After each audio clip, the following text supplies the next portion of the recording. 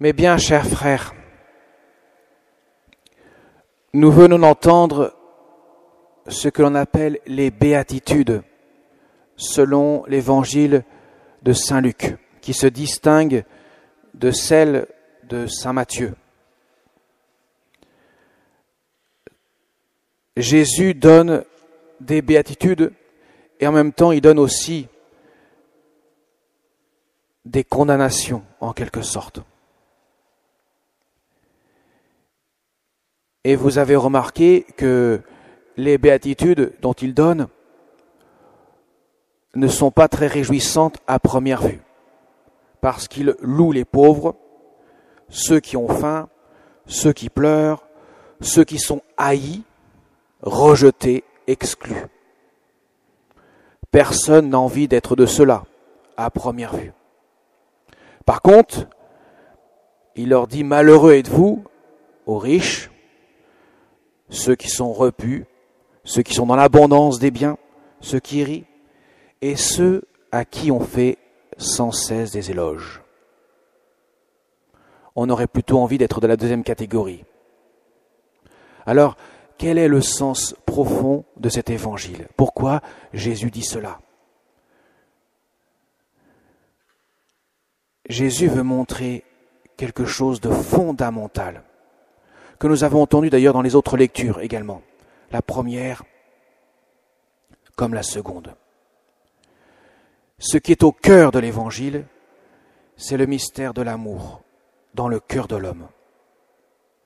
Si l'homme ne vit que pour les choses de ce monde, si l'homme ne vit que selon sa propre volonté, si l'homme ne recherche que ses plaisirs, son confort, son bien-être, satisfaire le moindre de ses besoins, cet homme-là, Jésus dit, malheureux est-il, car il fait reposer toute son existence sur des choses qui sont périssables, qui n'ont pas d'avenir et qui ne construisent aucun bonheur réel de l'homme. L'autre catégorie, ceux qui n'ont rien, ceux qui sont rejetés, ceux qui sont exclus, ne peuvent se satisfaire des joies de ce monde, puisqu'il n'y en a pas. Ils recherchent quelque chose de plus profond. Et naturellement, sont invités, si leur cœur s'ouvre à la grâce, à faire reposer leur existence sur Dieu, sur l'amour de Dieu, qui est la source de tout amour.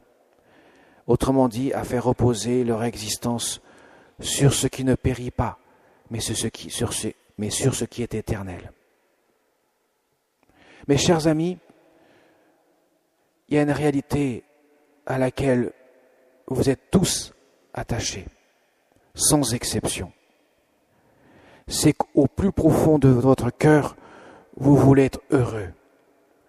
Vous voulez être habité d'un bonheur sans fin. Vous voulez absolument, au plus profond de vous-même, connaître ce bonheur le plus tôt possible si vous ne l'avez pas aujourd'hui, et en vivre sans fin, sans qu'il n'y ait aucun obstacle. Ce bonheur, mes chers amis, vous le devinez quelque peu, il se trouve dans le mystère de l'amour. L'amour est un vrai mystère, car l'amour est la source de la vie. Aujourd'hui, quelques couples se préparent au mariage, sont présents dans l'assemblée. Ils vont sceller leur union devant Dieu.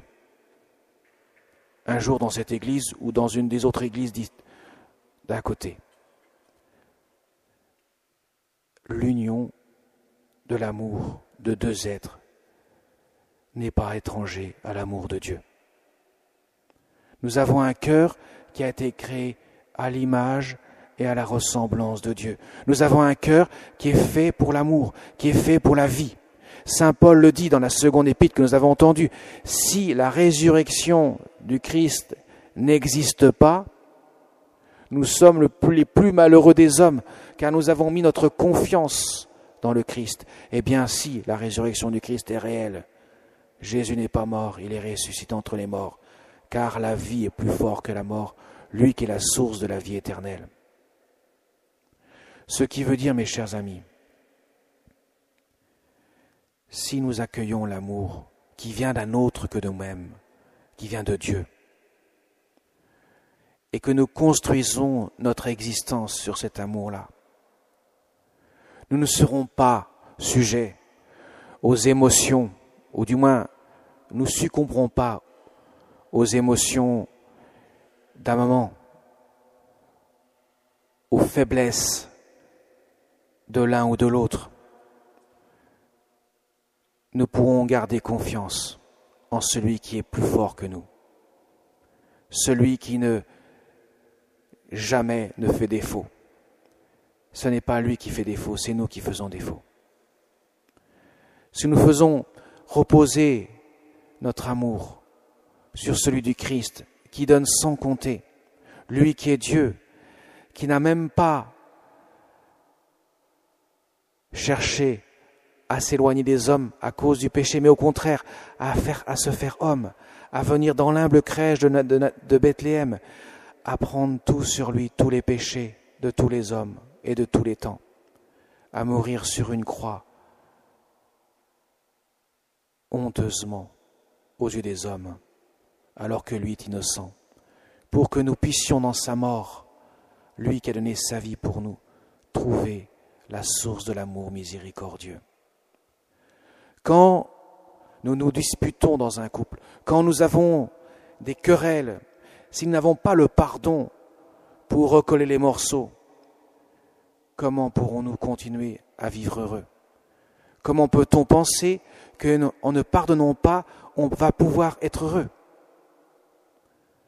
Non, mes chers amis, le pardon trouve sa source dans l'amour de Dieu, la miséricorde de Dieu. On ne peut pas construire une existence avec un bonheur plénier sans l'amour de Dieu. C'est impossible.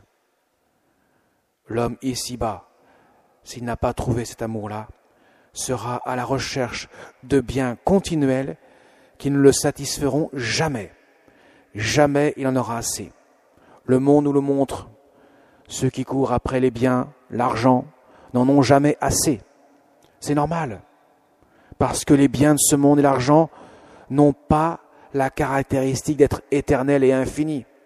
Et donc ils sont incapables de rassasier un cœur humain qui, lui, est fait pour l'infini et pour l'éternité. Qui peut rassasier un cœur humain qui est fait pour l'infini et l'éternité, sinon celui qui est infini et éternel, Dieu lui-même? Bien sûr, vous allez me dire, je ne le vois pas, je ne le sens pas, je ne l'entends pas, je ne le touche pas. Certes, mais Dieu ne se laisse pas saisir par les sens. Il se laisse saisir par l'amour. Et l'amour demande l'ouverture du cœur. Vous avez tous expérimenté, mes chers amis, quand vous êtes en colère après quelqu'un, votre cœur se ferme. Ça, c'est inévitable. Quand vous avez quelque chose à reprocher à quelqu'un, votre cœur se ferme. Et plus il se ferme, plus il est étroit, et moins il est en capacité d'aimer. Et bien sûr, moins il voit réellement les choses et les connaît en profondeur. Il n'y a rien à faire. C'est l'amour qui donne la connaissance. Saint Jean le dira dans sa première épître. Ceux qui aiment Dieu connaissent Dieu. Celui qui n'aime pas Dieu ne connaît pas Dieu. Ce qui veut dire que je ne peux pas connaître quelqu'un si je ne l'aime pas. Si je veux connaître quelqu'un, je commence par l'aimer.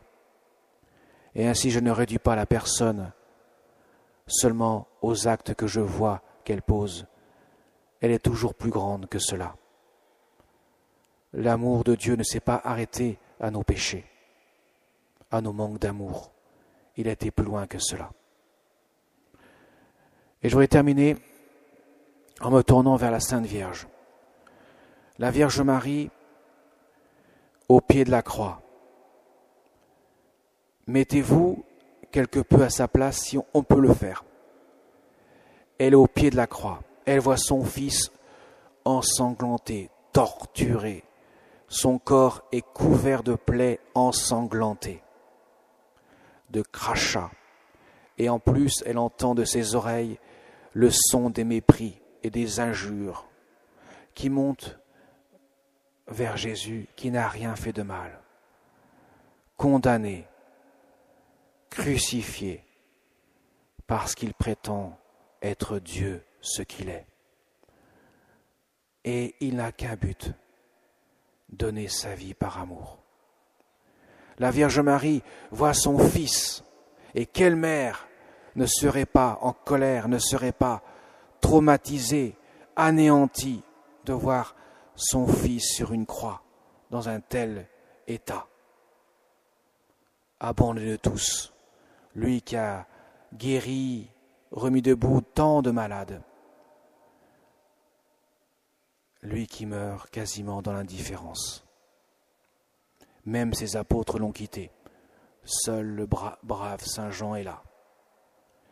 La Vierge Marie, dans son cœur, aurait pu avoir de l'amertume. Non. Jésus lui dit plutôt, avant de mourir, « Femme, voici ton fils. » Il lui dit en quelque sorte, « Tu vois, ma chère mère, je suis là sur la croix pour tout le monde, pour le monde entier, pour donner mon amour, pour que les hommes puissent découvrir qu'ils sont aimés de Dieu, pour qu'ils puissent reprendre espérance, là où il n'y a plus d'espoir. Et je veux que toi, ma mère, que tu les aimes comme tu m'aimes moi, ton fils, que tu deviennes leur mère.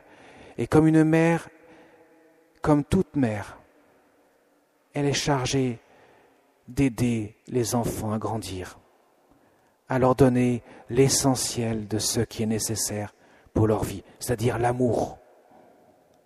Par l'amour, on aide un enfant à grandir. Si un enfant, il a mangé tous les jours dans son assiette, mais n'a pas d'amour, il ne grandit pas. Il est handicapé parce qu'il manque l'essentiel, l'amour.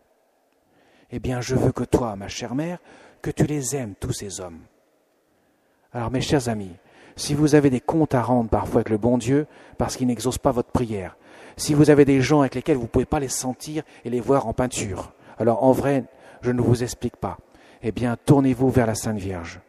Demandez-lui son aide, car elle sait ce que c'est d'aimer des gens qui ont meurtri la chair de sa chair. Amen.